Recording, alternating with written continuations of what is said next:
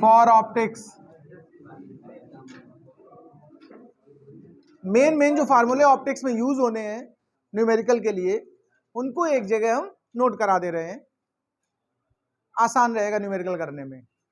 सबसे पहला जो फार्मूला आपको लिखना है, ध्यान से सुनिएगा, स्नेल्स लॉ है। स्नेल्स लॉ डाल दें, sine i by sine r is equal to refractive index. अब बात आती है रिफ्रैक्टिव इंडेक्स के बारे में, थोड़ा चर्चा हो जाए। रिफ्रैक्टिव इंडेक्स के फार्मूले सब एक जगह लिख देता हूं मैं। Refractive index n is equal to speed of light in vacuum, इसको हम लोग c से डिनोट करते हैं, by speed of light in medium.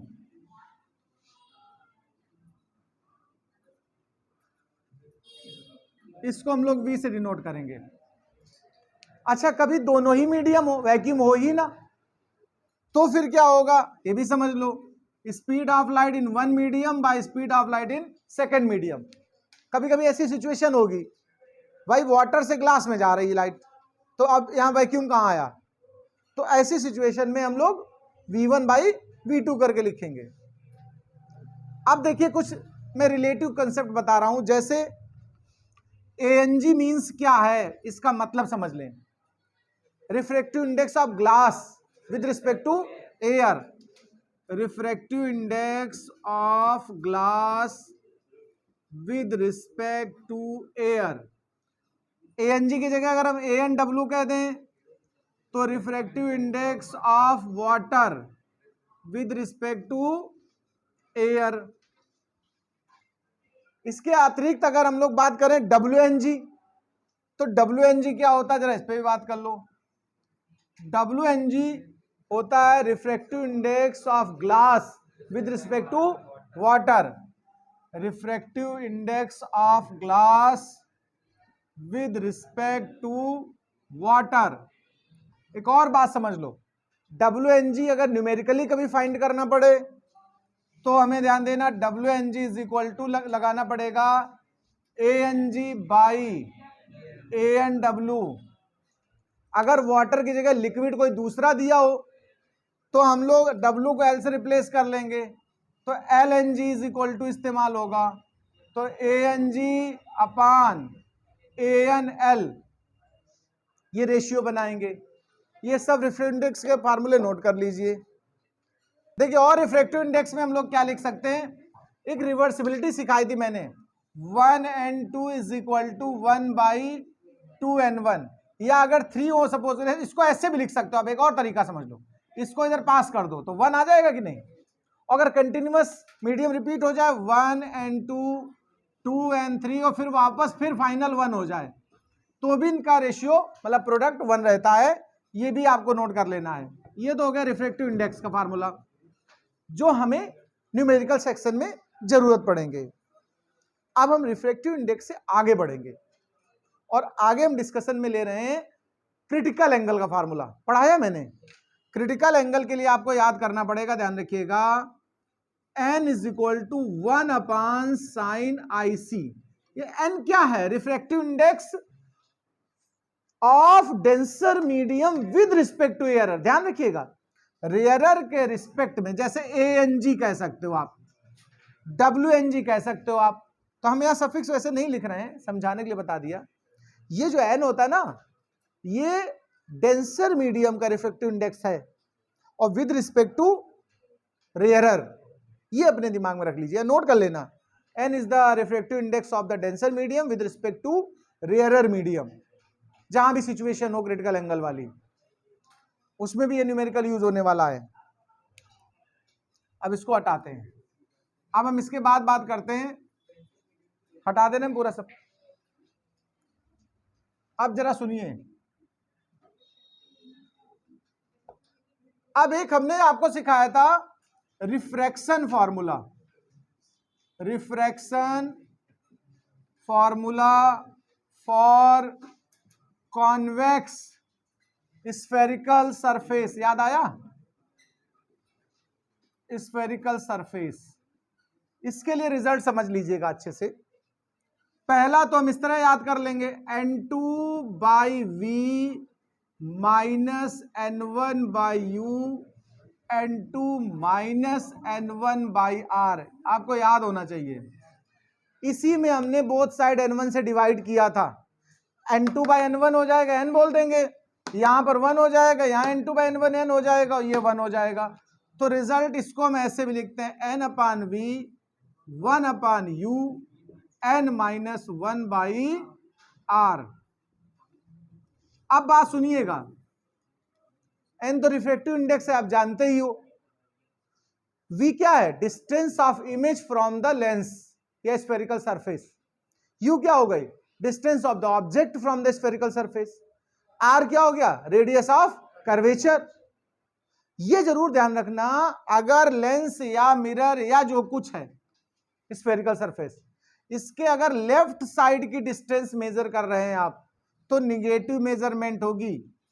अगर राइट साइड मेजर कर रहे हो तो पॉजिटिव, अगर अपवर्ड मेजर कर रहे हो तो पॉजिटिव, अगर डाउनवर्ड मेजरमेंट है तो निगेटिव। एक्चुअल में होता क्या है, जो हम रेज डालते हैं लाइट की, अगर उनकी प्रोपगेशन के डायरेक्शन में मेजरमेंट किया जा रहा है तो पॉजिटिव होता है, और उनके प्रोपगेशन से उल्टा मेजर करते हैं तो निगेटिव होता है। बात ये है, और ऑब्जेक्ट हमेशा लेफ्ट साइड रखते हैं हम लोग, तो रेज हमेशा इस डायरेक्शन में जाती हैं, और मेजरमेंट हमेशा हम लोग लेंस से करते हैं। तो ये इसकी सिचुएशन है। इसको भी बना लेना अपनी जानकारी। इसको साइन कन्वेंशन बोलते हैं। क्या बोलते हैं? Sign convention. ये अपने नॉलेज के लिए बना लो, ज्योमेट्री पर है बेस्ड। इसके बाद ये देखो, ये हम बता दें आपको, कॉन्वेक्स ऑब्लिक कॉनकेव दोनों कर दो, रिजल्ट तो दोनों का सेम ही आता है भाई, चाहे कॉनकेव सरफेस रहा हो या कॉन्वेक्स रहा हो, दोनों का रिजल्ट सेम आता है। तो ये तुम्हें याद कर लेना है। अब हम बात करते हैं आगे लेंस फार्मूला और लेंस मेकर्स फार्मूला। पहले लेंस मेकर्स लिखाते हैं। अच्छा हाँ, इतना हटा दे रहे, ऊपर लिख रहे हैं। अब हम लोग लेंस मेकर्स फार्मूला लिखेंगे। पहले लेंस मेकर्स फॉर्मूला। जब आप लेंस मेकर्स फार्मूला लिखेंगे तो रिजल्ट है 1 by f is equal to n minus 1 by R1 minus 1 by R2। F क्या हुआ? Focal length of the lens.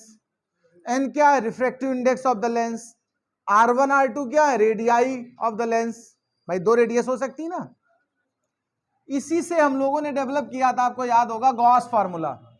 जो गॉस फार्मूला होता है उसी को हम लोग लेंस फार्मूला बोलते हैं। गॉस फार्मूला या फिर लेंस फार्मूला। ये क्या है? इसका भी फार्मूला समझ लो, 1 by f 1 by v minus 1 by u. ये तो सब जानते हैं आप। चलिए, इसकी बात हो गई, लेंस मेकर्स हो गया। डिपेंडेंसी और समझ लें, मेनली हम यहां पर रेडियस की बात करेंगे। रेडियस की डिपेंडेंसी समझ लो।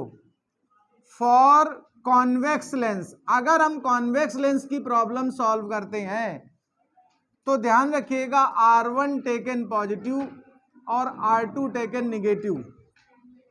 अगर हम कॉनकेव लेंस की बात करते हैं, for concave lens R1 taken negative, R2 taken positive.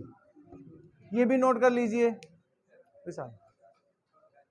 अगले फार्मूले की अगर हम बात करें, यहां पर देखिए, लीनियर मैग्निफिकेशन आपने लिखा होगा, कहीं आपके पास होगा। लीनियर मैग्निफिकेशन भी समझ लीजिए, इसका भी फार्मूला है m इज इक्वल टू पहला v बाई यू या y2 बाई y1। ये v क्या है? v है image distance from the lens. u क्या है? Object distance from the lens. y2 है इमेज की हाइट, हाइट ऑफ इमेज, और y1 है हाइट ऑफ ऑब्जेक्ट, या साइज भी कह सकते हो, size of image, size of object. ये होता लीनियर मैग्निफिकेशन। ये सिंबल्स की मीनिंग जरूर लिख लीजिएगा, क्योंकि न्यूमेरिकल मीनिंग की जरूरत पड़ेगी भाई। लीनियर मैग्निफिकेशन अगर कभी कंबाइंड लेंस हो तो हम उनका करते क्या है, सीधा प्रोडक्ट करते चले जाते हैं। जितने भी लेंस आपने यूज किए होंगे इस तरीके से, ये कंबाइंड लीनियर मैग्निफिकेशन है लेंस सिस्टम का, 2 लेंस 3 लेंस 4 लेंस के लिए। इसके बाद हमें कंबाइंड फोकल लेंथ के लिए फार्मूला याद करना है। कंबाइंड फोकल लेंथ, अगर हमने 2 लेंस यूज किए हैं तो 1/f1 प्लस 1/f2 ये यूज करेंगे हम लोग। इसके बाद पावर ऑफ लेंस की बात करते हैं। पावर ऑफ लेंस में P इज इक्वल टू, ध्यान रखिएगा, 1/f होता, but f in taken metres. जो फोकल लेंथ है उसको भी मीटर में लेना होगा, m, ठीक है, m फॉर मीटर। इसके बाद अगर हम बात करें कंबाइंड पावर की तो P1 प्लस P2 प्लस जितने भी लेंस आपने यूज किए, ये कंबाइंड पावर है। पावर की यूनिट डायोप्टर होती है, ये ध्यान रखना है। अगर प्लस डायोप्टर है तो कॉन्वेक्स लेंस होगा, माइनस डायोप्टर है तो कॉन्केव होगा। प्लस में फोकल लेंथ है तो कॉन्वेक्स लेंस है, माइनस में फोकल लेंथ है तो कॉन्केव लेंस है। ये चीजें आपको पता होनी चाहिए। इसके बाद एक फार्मूला था, मैंने न्यूटन्स फार्मूला बता दिया था आपको, फार्मूले में उसको भी इंक्लूड कर लीजिए। न्यूटन्स फार्मूला और डिस्प्लेसमेंट मेथड फार्मूला। पहले न्यूटन्स फार्मूला लिख लें, Newton's formula, x dash is equal to f dash. यहां इनका मीनिंग क्या है, सिंबल्स का, ये जरूर लिखें। पहला जो x है ना, distance of object from first focus, बात समझना भाई। x क्या है, distance of object from first focus, और x डैश है distance of image from second focus. हम बंद कर देंगे। f focal length of the first focus और f dash focal length of the second focus, ठीक है, ये हमारा इनका सिंबल का मीनिंग है। इसके बाद हम focal length bye displacement method की बात करते हैं। x डैश होता है distance of image from the second focus. अब हम बात करते हैं डिस्प्लेसमेंट मेथड, ये प्रैक्टिकल भी है। डिस्प्लेसमेंट मेथड का अगर हम यूज करके फोकल लेंथ निकालें, f is equal to a square minus d square by 4a। a मैंने आपको बताया होगा, शायद नहीं बताया तो फिर समझ लें। a is equal to u plus v होता है। एक्चुअल में u प्लस वी का मतलब होता है ये ऑब्जेक्ट डिस्टेंस, ये इमेज डिस्टेंस, दोनों प्लस हो गए तो distance between image and object, ये हो जाएगी टोटल डिस्टेंस। ये 2 पिन यूज करते हैं हम लोग डिस्प्लेसमेंट में, डबल पिन यूज होती है, तो सेपरेशन बिटवीन 2 पिंस। इसके बाद जो d होता है इसको भी हम लोग uv के फॉर्म में लिख सकते हैं, v माइनस u। d होता क्या है, displacement of the lens between the pins. Pin के बीच में लेंस को जितना डिस्प्लेस करते हैं वो ये वैल्यू है। कभी uv गिवन हो तो उससे भी हम निकाल सकते हैं, v माइनस यू कर दो ये निकल आता d, v प्लस यू कर दो a निकल आता है। ये भी आपको जानकारी होनी चाहिए। इसके बाद एक और इसी में निकलता है डिस्प्लेसमेंट में ही, size of object. Size of object, I dash और आई डबल डैश का जब रूट ले लेते हैं तो ऑब्जेक्ट का साइज ओ डैश आता है। यानी size of object is geometrical mean of the size of images. इसमें 2 बार इमेज बनती है डिस्प्लेसमेंट मेथड में।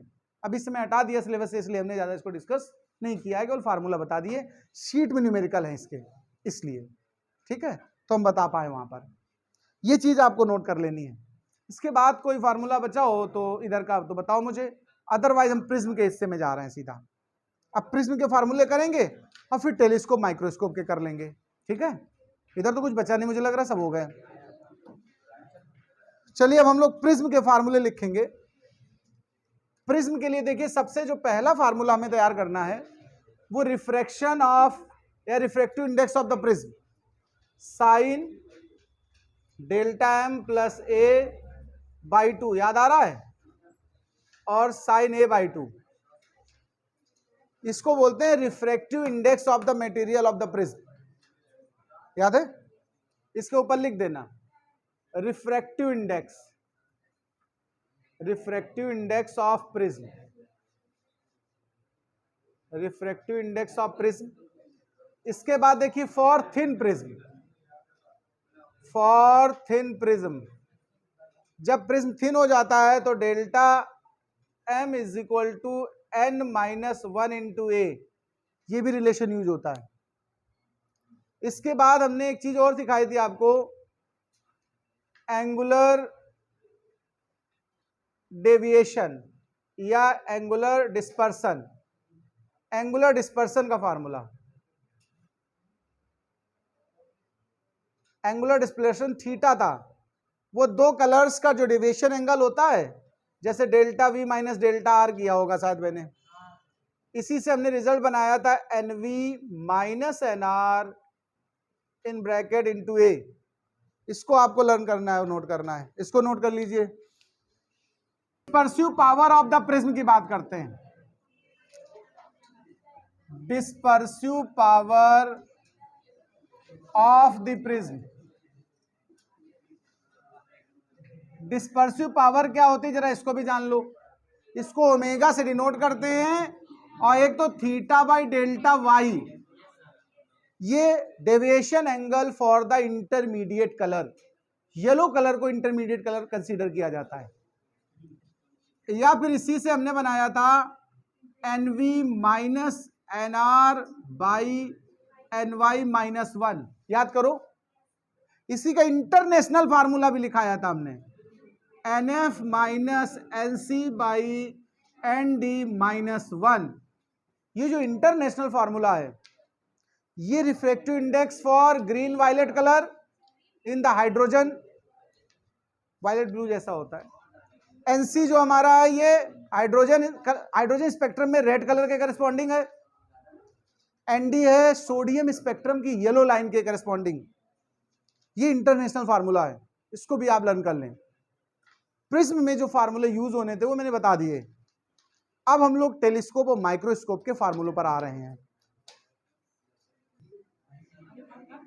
कंपाउंड माइक्रोस्कोप, जब आप लोग कंपाउंड माइक्रोस्कोप की प्रॉब्लम करेंगे तो हमें दो फार्मूले जरूरत पड़ेंगे। पहला, final image at least distance of distinct vision, least distance of distinct vision, यानी इसको हम लोग कैपिटल डी बोलते हैं। फाइनल इमेज जब यहां बनेगी तो मैग्निफिकेशन का फार्मूला समझ लेना। वैसे तो हम बीटा बाई अल्फा से सॉल्व करते हैं, वैसे हम लोग किससे सॉल्व करते हैं? बीटा होता है visual angle with aided eye, alpha होता है visual angle without aided eye या डायरेक्टली एडेड, मतलब with the help of instrument. लेकिन इसका जो रिजल्ट बना था वहां पर माइनस वीओ बाई यूओ, तुम्हें याद होना चाहिए फार्मूला। हमने यहां देखिए least distance of distinct vision में जो रिजल्ट निकाला था माइनस वीओ बाई यूओ, और इसके बाद 1 plus D by f e, ये तुम्हें याद करना पड़ेगा। यहीं पर हमने लेंथ ऑफ द माइक्रोस्कोप भी पढ़ाया था, लेंथ ऑफ द माइक्रोस्कोप। अगर लेंथ की बात करते हैं तो होता है distance between two lenses, objective lens और आईपीस के बिटवीन जो डिस्टेंस होती है, सेपरेशन होता है, उसको हम लेंथ बोलते हैं। यहां length L is equal to v o plus u e हुआ करता था, ये सब लिखा चुका हूं मैं, वीओ प्लस यूई, इसको नोट कर लीजिए जरा। केस 2 में हम यहां पर लिखते हैं final image at the infinity, final image at infinity, इसी को हम बोलते हैं रिलैक्स्ड आई, रिलैक्स्ड आई। ये रिलैक्स्ड आई का केस है। अगर न्यूमेरिकल प्रॉब्लम में ये वर्ड यूज हो तो मतलब यही केस हमारा सेकेंड केस है माइक्रोस्कोप का। यहां का जो रिजल्ट होता है ध्यान रखिएगा, ये होता है d upon f e minus v o by u o in bracket d upon f e. और इसमें यूई को रिप्लेस कर देते हैं एफई से, तो ये बन जाएगा हमारा क्या, वीओ प्लस एफई। ये नोट कर लीजिए टेलीस्कोप की। चलिए नेक्स्ट पॉइंट है फॉर टेलीस्कोप। टेलीस्कोप का first case, when the final image obtained at the least distance of distinct vision. अगर इस पे आता है तो m is equal to minus f o by f e in bracket d upon f e पहला, और यहां अगर लेंथ की बात करेंगे हम लोग f o plus u e. Case 2 में फॉर रिलैक्स्ड आई, अगर रिलैक्स्ड आई का केस हो जाए कभी तो इसके लिए हम लोग क्या रिजल्ट बनाएंगे, m का देख लेना, minus f o by f e, और लेंथ हो जाएगी हमारी f o plus f e. ये हमारे टेलीस्कोप के हैं, नोट।